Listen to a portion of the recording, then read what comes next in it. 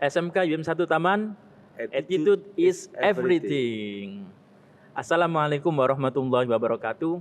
Waalaikumsalam. Jumpa lagi pada podcast YPM dalam sesi ngobras, ngobrol santai bareng Stimsta.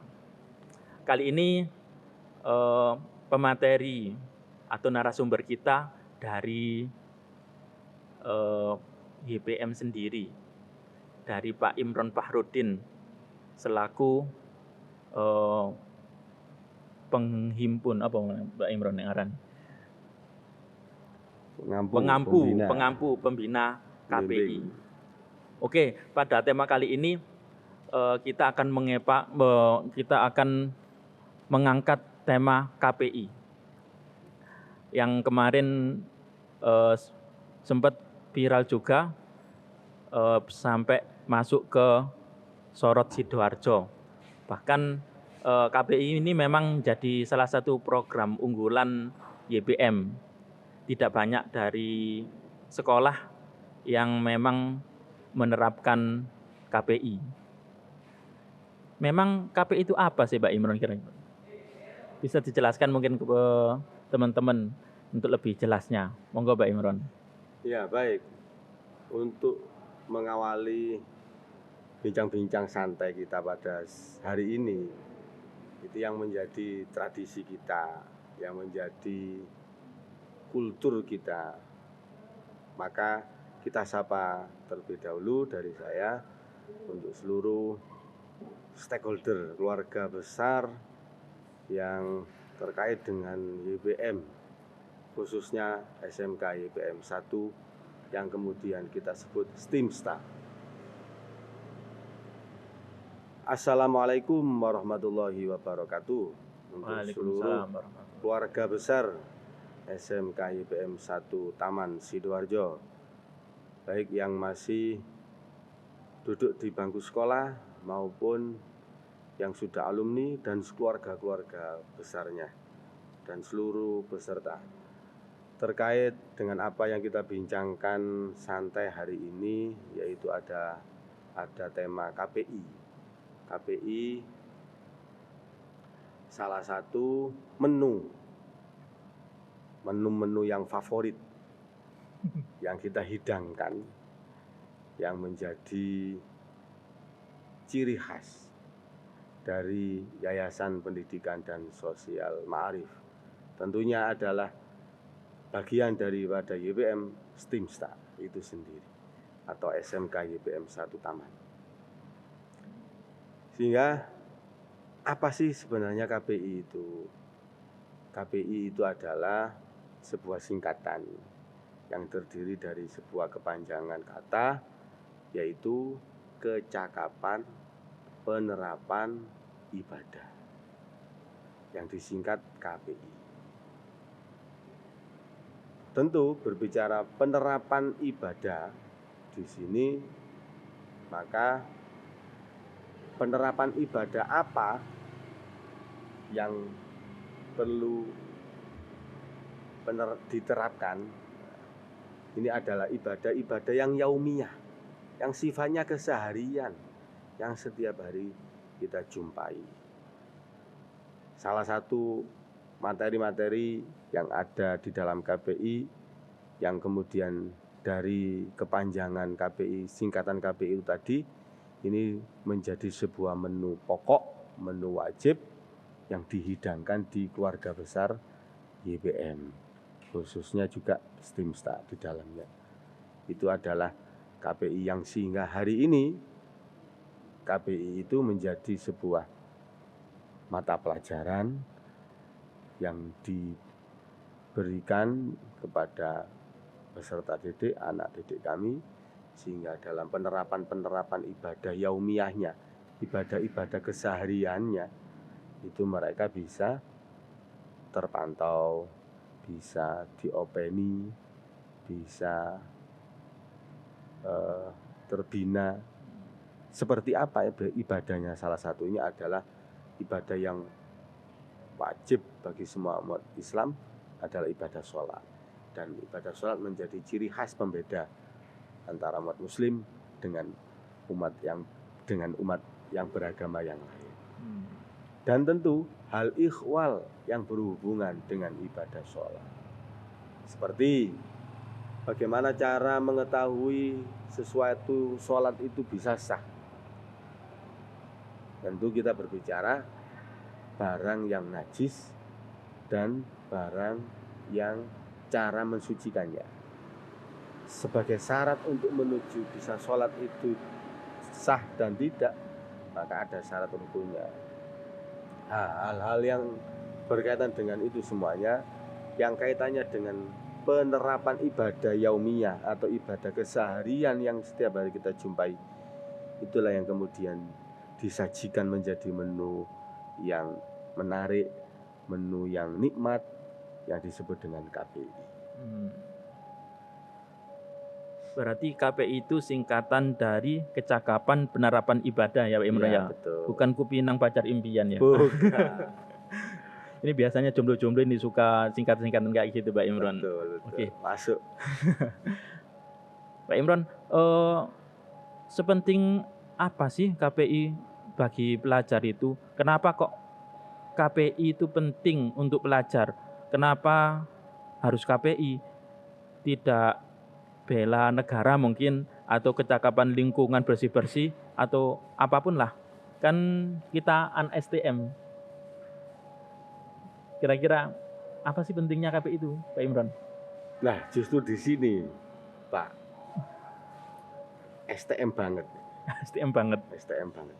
Anak-anak STM yang tidak hanya bisa teknik mesin, anak-anak teknik yang tidak hanya cakap di teknik instalasi listrik, anak-anak teknik yang tidak hanya cakap dalam kejuruan komputer atau elektronika industri, tapi anak-anak teknik yang juga ahli di bidang masing-masing, tapi juga sholatnya diperhatikan.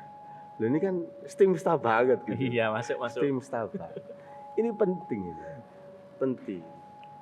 Kenapa? Dan itu menjadi idola. Sehingga menjadi harapan bagi generasi-generasi anak-anak kita semuanya, itu menjadi kalau memang mereka menjadi pekerja, maka mereka akan menjadi pekerja-pekerja yang idaman para bos. Dan kerja, kemudian kumpul gajinya, kemudian sudah cukup syarat rukunnya untuk melangkah ke jenjang pernikahan, seperti yang Pak Misbah sebutkan tadi dengan KPI. Apa tadi istilahnya, Misbah? Kupinang pacar impian. Kupinang pacar impian tadi. Maka anak-anak kita menjadi anak-anak yang menantu-menantu idaman. Kenapa? Karena juga ahli instalasi mesin, instalasi listrik, komputer, elektronika industri, tapi juga perhatian dalam hal ibadah. Ibadah saja ku perhatikan, apalagi anak menantu. Selain daripada itu, Pak Misbah, KPI ini karena seperti yang saya sampaikan di awal tadi, bahwa menyangkut terkait dengan ibadah keseharian, ibadah yaumiyah, maka banyak hal yang akan terbentuk dari kita, anak-anak kita berikan materi KPI, sehingga tidak hanya beribadah saja nilai-nilainya, lebih daripada itu.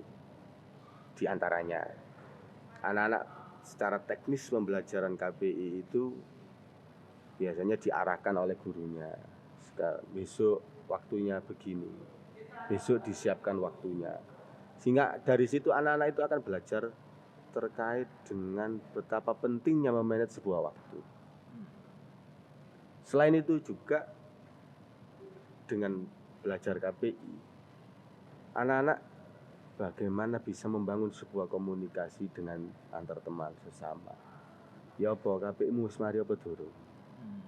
Ya apa KPI-mu sing iwu ki endi?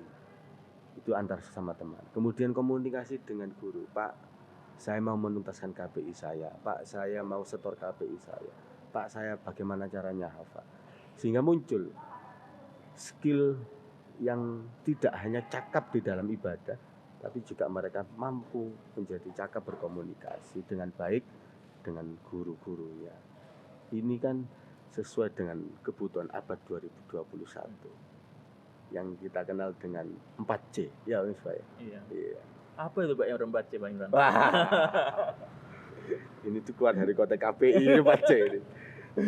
Dan nanti ada podcast khusus itu terkait itu. Yang jelas KPI itu sangat penting bagi generasi-generasi kita. Karena tidak hanya menyangkut soal ubudiyah ansih yang terkait dengan mahdoh dengan Allah saja, yang membentuk kesolihan secara individual, tapi juga membentuk kesolihan secara sosial. Bagaimana mereka bisa memanage waktu, bagaimana bisa membangun sebuah komunikasi yang baik. Itu diantara pentingnya kita belajar KPI. Berarti secara garis besar KPI itu merupakan sebuah upaya untuk membentuk profesional yang soleh, teknisi yang soleh. Iya, kalau bahasanya Pak Habibie itu apa? Berotak Jerman, berhati Di Mekah. Mekah. Masuk. Iya, Pak Imron. Tambah berat ini saingannya nanti di luar ini. Nanti idaman semuanya yang alumni STIMSTA ini. Iya. Ini Pak Imron yang sering saya dengar itu, benar nggak sih bahwa ketuntasan KPI itu bagian dari syarat kenaikan kelas atau kelulusan kalau di YPM itu? Oh gitu. Baik, terkait dengan sebuah ketentuan bagi siswa yang belum tuntas KPI, yang kemudian tidak bisa menerima rapot atau tidak bisa naik kelas atau tidak bisa mengambil ijazah dan sebagainya.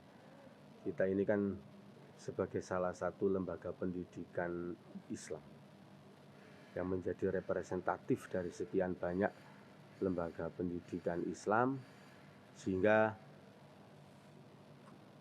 di mana kita mengenal sebuah konsep dalam Al-Quran dalam Al-Quran itu ada konsep basyira wa nadhira, di mana konsep basyira wa nadhira itu adalah memberikan kabar gembira dan memberikan peringatan-peringatan, sehingga ketika itu diterjemahkan, diejawantahkan dalam sebuah konsep pendidikan, maka sebuah keharusan dalam sebuah pendidikan untuk mencapai sebuah proses yang panjang sebagai membangun mindset yang kemudian mampu memiliki mental yang mampu memanage waktu, mampu berkomunikasi dengan baik, yang solih secara spiritual dan sosial tadi, maka butuh terpahan proses, sehingga bahasa atau yang kita dengar bagi anak-anak kita, kalau tidak tuntas KPI maka rapot itu tidak akan dibagikan. Justru itu seharusnya mindset yang harus kita bangun, bahwa sekolah itu tidak berat nak, akan tetapi kita yang harus kuat. Sehingga konsep pendidikan yang memberikan target-target tertentu dalam penuntasan proses itu sangat dibutuhkan, sehingga mampu membentuk mental yang kuat, yang tidak hanya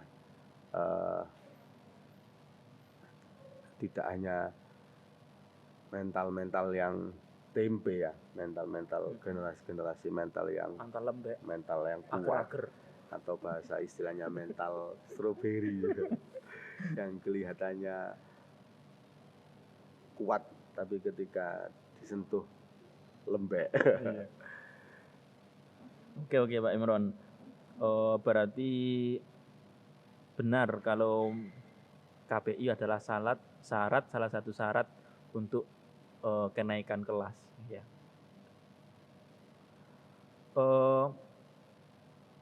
Kira-kira apa sih yang melatar belakangi atau sejarah KPI itu diterapkan di YPM? Kira-kira seperti apa? Kenapa kok KPI ini diterapkan dan menjadi program unggulannya YPM? Biasanya kan segala sesuatu itu ada sejarah, ada yang melatar belakangi. Kira-kira apa, entah itu keprihatinan atau apa mungkin? Betul itu memang. Kita sudah hampir mendunia bahwa istilahnya sekolah di YPM itu menjadi mudin. Sekolah mudin. Menjadi ikon atau bukan ikon ya, menjadi jok tertentu untuk kecakapan yang ada di dalam sekolah di naungan YPM ini, termasuk STIMSTA di dalamnya ini. Maka terkait dengan latar belakang, memang betul perhatian serius dari seorang seorang muassasah Ma'arif li Tarbiyah wal Mabarrot ini, yaitu Al-Maghfurlah Syekhina Munir Hashim Latif ini menjadi salah satu representatif dari seorang ulama. Tugas seorang ulama itu memang harus mampu memberikan warna positif dalam sebuah peradaban, dalam sebuah tatanan sosial, termasuk di dalamnya melalui dakwah dalam pendidikan, sehingga menjadi warna khusus bahwa salah satu ciri khas sekolah di YPM selain berprestasi dalam bidang masing-masing, juga memiliki skill yang istimewa, yaitu kecakapan ibadahnya juga teropeni. Nah, perhatian itu menjadi latar belakang. Memang mulai sejak awal tidak ada bentuk muatan materi KPI, akan tetapi perhatian yang pada masa itu, jumlah yang masyarakat yang ada yang sekolah di YPM itu juga terbatas, sehingga perhatian guru secara langsung itu sangat dirasakan walaupun tanpa ada pelajaran KPI. Namun seiring perkembangan waktu, karena memang sebuah sunatullah bahwa generasi-generasi yang terbaik itu memang generasi-generasi yang dekat dengan para pendiri, generasi-generasi yang dekat dengan pendiri YPM sendiri. Maka seiring dengan perkembangan waktu dan seiring bertambahnya kepercayaan masyarakat terhadap YPM yang meskipun sekilas seperti jok, tapi itu menjadi sebuah hal yang terasa betul di masyarakat, manfaatnya dari alumni-alumninya bisa mimpin tahlil, bisa ngimami sholat, bisa kecakapan ibadah di keseharian di masyarakat.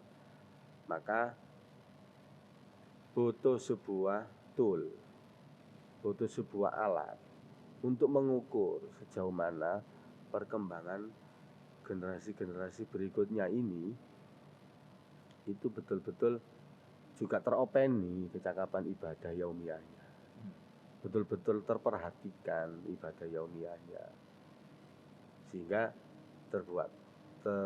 dirumuskanlah oleh para pendahulu kita instrumen-instrumen untuk mengukur sejauh mana kecakapan ibadah yaumiyah, kecakapan ibadah keseharian dari seluruh siswa dan sekaligus menjaga reputasi dan kualitas perhatian kita terhadap ibadah yang diurusi di lembaga ini, maka itu menjadi salah satu kronologis, menjadi asbabul wurud. Kalau bahasa hadis itu, kalau bahasa Al-Qur'annya asbabun nuzul. Kalau sejarah kira-kira asbabul historis. Sehingga itulah yang menjadi latar belakang, kemudian dirumuskannya instrumen-instrumen menjadi muatan KPI, dan itu kurang lebih antara tahun pelajaran setelah kami juga komunikasi dengan beberapa sumber yang merasakan zamannya, itu kurang lebih antara tahun 99, tahun ajaran 99 2000 dan sampai sekarang, dan itu terus berinovasi dengan kebutuhan yaumiyah, ubudiyah anak-anak kita. Yang jelas perhatian ibadah itu menjadi concern yang serius bagi YPM. Selain memperhatikan prestasi-prestasi itu. Iya, Pak Imron. Walaupun kita punya tujuan, YPM punya tujuan untuk membentuk generasi yang soleh, kadang-kadang tujuan itu tidak sampai, pesannya itu tidak sampai ke wali murid. Nah, dalam hal ini kira-kira bagaimana tanggapan wali murid tentang KPI? Ya, Pak, terkait dengan tanggapan dari wali murid kami, memang kita kemarin sempat membagikan sebuah instrumen untuk mengukur kepuasan. Kita bagi survei, dan memang para wali murid menyekolahkan putra putrinya di YPM itu memang salah satunya adalah memang unsur keagamaannya yang memang komplit, sehingga animo itu sangat luar biasa, dan diukur seperti yang tingkat ketuntasan di kelas anak saya ya, itu sampai dengan 70%. 70%. Itu menunjukkan bahwa tingkat kepuasan wali murid terhadap pelajaran KPI itu responnya sangat positif. Begitu. Iya. Setahu saya di YPM itu KPI itu berjenjang. Kelas 1 semester 1 ada, semester 2 ada, kelas 2 semester 1 ada, semester 2 ada, sampai kelas 3 ya. Setiap jenjang ada. Pasti setiap program itu ada hambatan dan pastinya solusi atau cara mengatasi hambatan tersebut. Itu terbukti sampai sekarang KPI bisa berjalan dengan kuat. Kira-kira hambatan dan bagaimana cara mengatasinya gimana, Mbak Imron, dengan anak-anak yang STM, yang katanya STM itu anak-anak spesial? Ya, tentu segala sesuatu tujuan yang mulia, tujuan yang baik, apapun itu pasti tidak lepas dari yang namanya halang rintang, hambatan dan sebagainya. Tentu hal itu menjadi perhatian bagi kita, para pembina KPI. Hambatan yang terasa betul dari unsur ada, mungkin secara global dapat kita petakan ada hambatan internal dan hambatan eksternal. Dari internal mungkin dari faktor siswa, bagaimana siswa ketika latar belakang masuk di YPM itu dulu tidak berangkat dari sebuah lembaga pendidikan yang berbasic agama, maka tentu itu menjadi salah satu hambatan. Faktor eksternal mungkin salah satunya mereka berada di lingkungan yang, mohon maaf dalam tanda kutip, religiusitasnya lingkungan tersebut rendah. Dalam taraf perhatian mungkin. Akan tetapi itu tetap menjadi konsen kami. Justru ukurannya ketika, maaf, yang basic-basic yang seperti itu menjadi hambatan, itu bagaimana kita melakukan sebuah asesmen pendekatan kepada mereka sehingga menjadi solusi. Kita bangun mindsetnya, kita bangun maksud dan tujuannya, dan mereka percaya dengan kita itu juga karena agamanya. Sehingga meskipun, maaf, keluarganya tidak sholat 5 waktu, anaknya setidaknya sholat 2 waktu. Itu sebuah instrumen ukuran sebuah keberhasilan.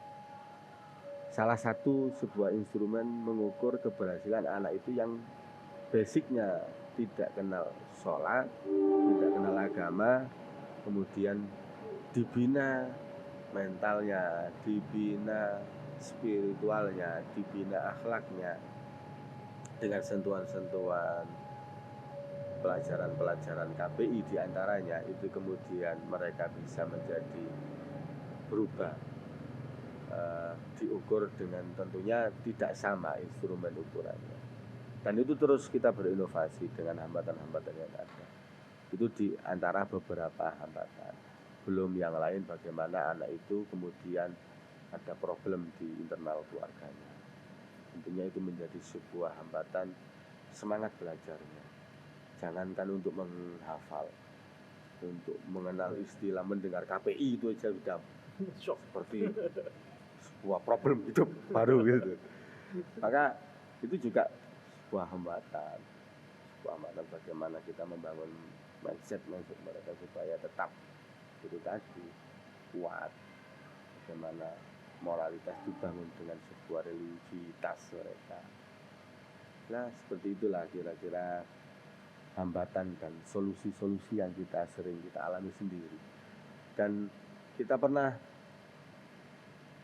berkali-kali ya membina anak-anak KPI. Ini ada pengalaman yang menarik yang kita alami sendiri terkait dengan hambatan dan tanggapan wali murid. Memang tidak semua, kita jujur tidak semua dari mereka itu serta tiba-tiba menerima dengan program KPI itu. Karena faktanya memang di lapangan itu ada yang merasa terbebani. Akan tetapi itu kan juga menjadi hambatan dan harus kita berikan satu solusi. Kemudian itu ceritanya kan begini, ada wali murid yang kebetulan datang ke rumah kami, itu berdua, ayah sama ibunya, sama putranya yang kebetulan kami bina KPI-nya. Bahasa komplain ya, atau klarifikasi ke kami bahwa, Pak, mbok yo gak usah KPI karena KPI ini membebani. Anak saya itu pertama ketika habis pulang kok marah-marah, habis pulang kok menutup diri. Terus saya tanya, kenapa nak? Karena habis pelajaran KPI. Kemudian selain itu orang tuanya juga menyampaikan bahwa kemampuan anak saya itu tidak mampu Pak untuk menghafal. Nah, itu yang difahami mereka. Kita melakukan pendekatan secara klasikal dengan individual kan tentu berbeda. Iya. Sehingga itu kemudian kita beri solusi yang diantara materi jenjang dalam materi KPI itu kan kelas 10 ada materi diantaranya cara bersuci, cara mensucikan hadas baik kecil maupun besar. Waktu itu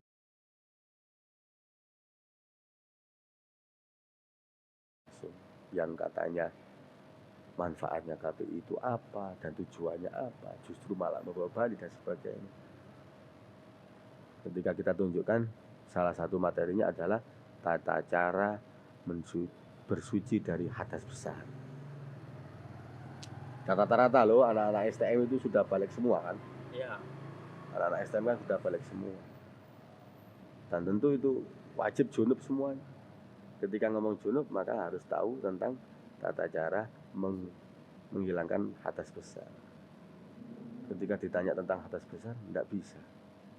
Orang tuanya sontak nangis keduanya. Loh, ini tanggung jawab saya, Pak, sebagai orang tua. Tidak tahu caranya anak saya untuk hadas besar. Caranya junub tidak tahu. Nah, terus ya opo? Tanggung jawab saya terkait ibudiahnya, terkait keseharian ibadah. Maka inilah Pak sebagai solusi. Kalau memang tidak mampu, saya suruh baca 1 kali, 2 kali, 3 kali, 4 kali. Tata sebab-sebab mandi besar. 1, bersentuhan alat kelamin laki-laki dan perempuan. 2, mati,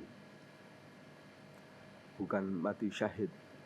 Baca lagi nak, coba ditutup nak bukunya ya. Bisa. Respon kedua orang tuanya apa? Menangis sebuah puncak kebahagiaan. Dan Berubah ya. follow up-nya ini yang biwiril tasibnya kemudian. Dan ini yang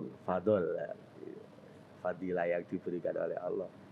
Mereka datang lagi, tapi tidak dalam rangka komplain lagi, tidak protes lagi. Ayo berikan hadiah kepada kami. Ini fakta. Ini yang kami rasakan. Subhanallah. Iya.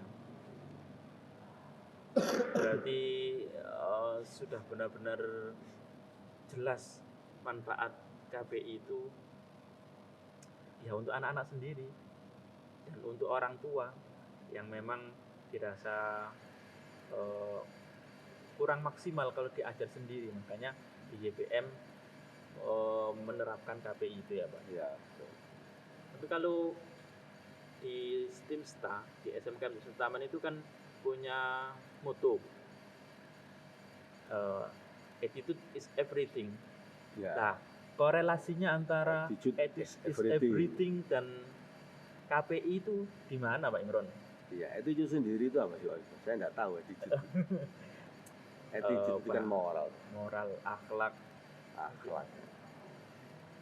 Ya, tentu sangat berkorelasi antara mutu kita, attitude is everything. Akhlak adalah sebuah cerminan keseharian kita, bertindak, bertanduk, bersikap, bertutur di lingkungan sekolah kita ini, terutama yang kaitannya dengan proses-proses yang dilalui oleh anak-anak kita dalam pelajaran menu pokok yang saya katakan tadi, KPI itu tadi. KPI itu kan menyangkut sebuah materi ibadah keseharian yang tidak hanya bagaimana anak itu belajar tentang syarat rukun saja, akan tetapi membangun sebuah ketaatan. Ketika kita ngomong taat itu sebuah ketundukan.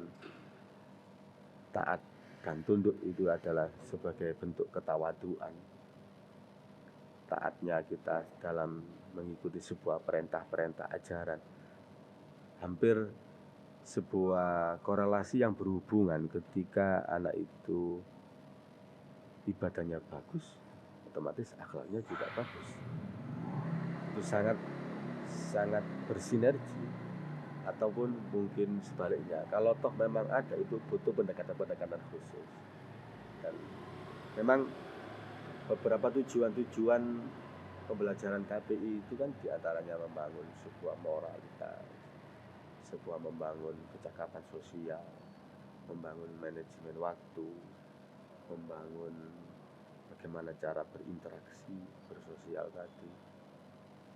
Dan yang paling penting tadi itu adalah membangun ketawaduan, ketundukan, ketaatan itu sebagai bentuk sebuah cerminan akhlak yang mulia, yang menjadi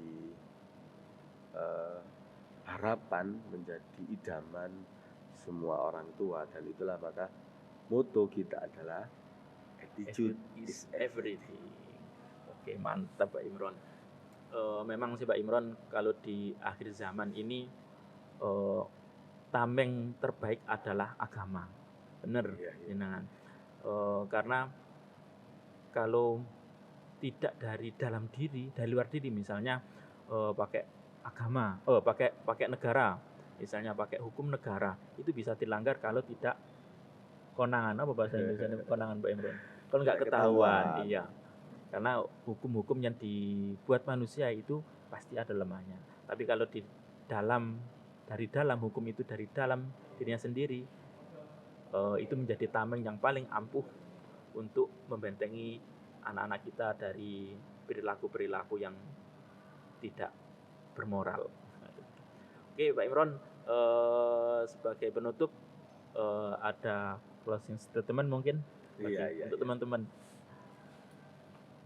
Begini Pak Misbah, untuk closing statement dari kami akan menutupnya dengan sebuah quotes yang membangun motivasi, semangat, support bagi kami dan seluruh keluarga besar STIM Staff khususnya, dan pada umumnya YPM, bahwa bersabar terhadap keras kakunya seorang guru, ketatnya sebuah aturan, itu menjadi salah satu pintu untuk menuju sebuah kesuksesan.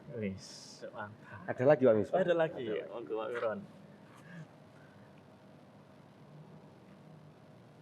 Orang yang hari ini merasakan manisnya ilmu pasti pernah mengalami pahitnya menuntut ilmu. Mantap. Kemudian quote yang ketiga adalah orang yang sukses adalah orang yang mampu mengevaluasi dirinya sendiri, orang yang mampu membenahi dirinya sendiri untuk melakukan sebuah perbuatan positif untuk kehidupan setelah kematian. Maka jalani dan nikmati prosesnya, semuanya akan indah pada waktunya. Kapan waktunya Pak Imron? Oke. Lagi Pak Imron? Mungkin itu sebagai closing statement dari kami, supaya itu motivasi bagi saya pribadi khususnya, karena kita juga sama-sama menjalani tugas sebagai kehambaan kita. Dan mudah-mudahan kita semuanya diberi pertolongan oleh Allah sehingga kita bisa selamat dan bahagia dunia dan akhirat. Amin ya rabbal alamin. Iya, memang Pak Imron ini selain sebagai pembina KPI juga dijuluki sebagai Bapak Quotes kalau di STIM Style. Baik teman-teman, sampailah kita pada penghujung pertemuan kita. Itulah KPI yang ada di YPM. Kita akan bertemu lagi pada ngobrol santai bareng STIM Style pada kesempatan lain. Saya akhiri, wallahu muwaffiq wal muthariq. Assalamualaikum warahmatullahi wabarakatuh. SMK 1 Taman, attitude is everything.